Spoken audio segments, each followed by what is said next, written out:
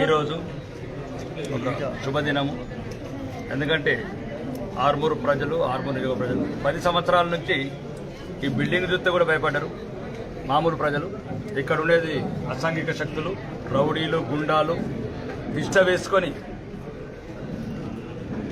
అధికారం అనే ముసుగును అడ్డం పెట్టుకొని అక్రమాలు, అవినీతి, అహంకారము, అన్ని అరాచకాలు ప్రజాస్వామ్యంలో ఎవరైతే చేయకూడదో, ఏదైతే చేయకూడదో గత శాసనసభ్యుడు, మాజీ శాసనసభ్యుడు, అతని బంధువులు, అతని సహచరులు ఈ అధికార నివాసం ఇది.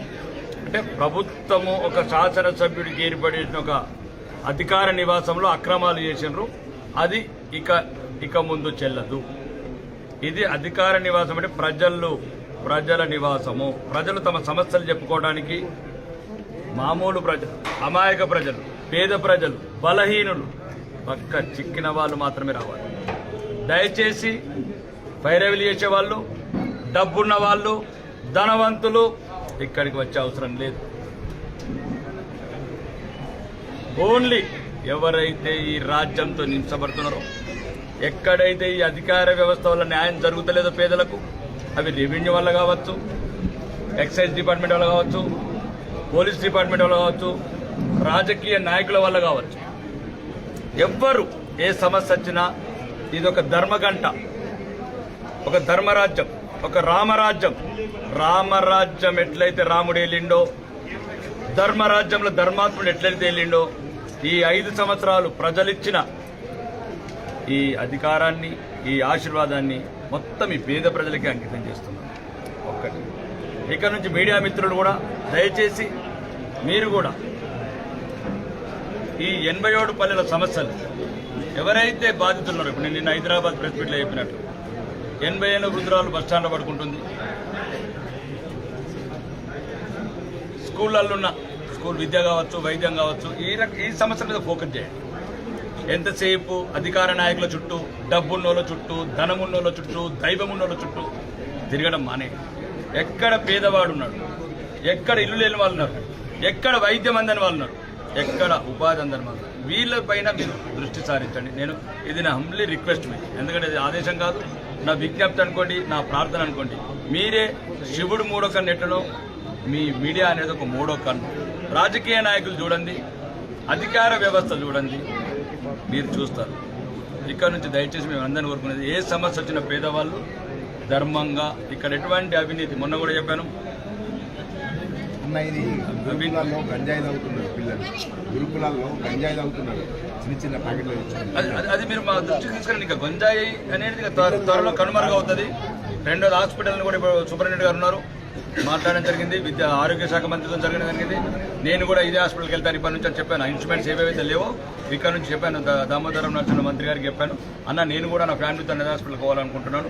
ఏ రోజైతే మనం ఉన్న వాళ్ళం అన్న హాస్పిటల్కి పోతానో పేదవాడికి కూడా ధైర్యం వస్తుంది. హాస్పిటళ్లలో అంటే రాకేష్ రెడ్డి పోతున్నాడు, నాగరాజు గారు పోతున్నారు, ధనవంతులు, కోటీశ్వరులు, నాయకులు అందరూ, మేధావులు అందరూ గవర్నమెంట్ హాస్పిటల్కి పోతే పేదవాడికి కూడా ధైర్యం వస్తుంది, మేము కూడా వెళ్తే బతుకుతామని. కాబట్టి ముందు కూడా ప్రత్యేకంగా ప్రక్షాళన చేసింది ఇప్పటికీ చాలా బాగుంది. ఇంకా మిగతా ఏమైనా సంబంధించిన మిషనర్స్ కావచ్చు, అన్ని రకాలుగా లైక్ కార్పొరేట్ హాస్పిటల్ యశోద అనుకోవచ్చు, అపోలో లాంటి మిషనర్స్ కూడా తెప్పించడానికి ప్రయత్నం చేస్తాను. గౌరవ మంత్రి గారు కూడా ఒప్పుకున్నారు. రెండోది ఏంటంటే ఈ ముఖంగా కాంగ్రెస్ నాయకులకు కూడా ఒక హెచ్చరిక చేస్తున్నాను.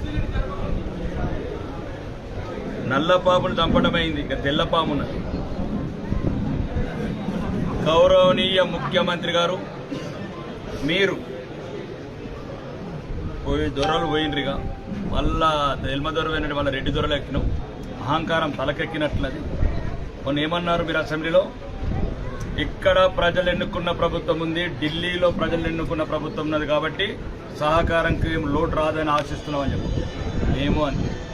నువ్వు కొడంగల్ ప్రజలు ఓట్లేస్తే ఎన్నుకున్న శాసనసభ్యుడు, నేను ఆరుమూరు శాసనసభ నుంచి ఆరుమూరు ప్రజలు ఓట్లేస్తే ఎన్నుకున్నవాడిని. నీకు నాకు సమాన హక్కులు, నీకు నాకు సమాన హక్కులు. నువ్వు అహంకారంతో ప్రజాస్వామ్యాన్ని అపహాస్యం చేసేటట్లు ఏమని మాట్లాడావు ప్రెస్ మీట్లో? ఓడిపోయిన వాళ్ళు, బీఫామ్ ఇచ్చిన వాళ్ళు అధికార కార్యక్రమాలు రివ్యూ చేస్తారా?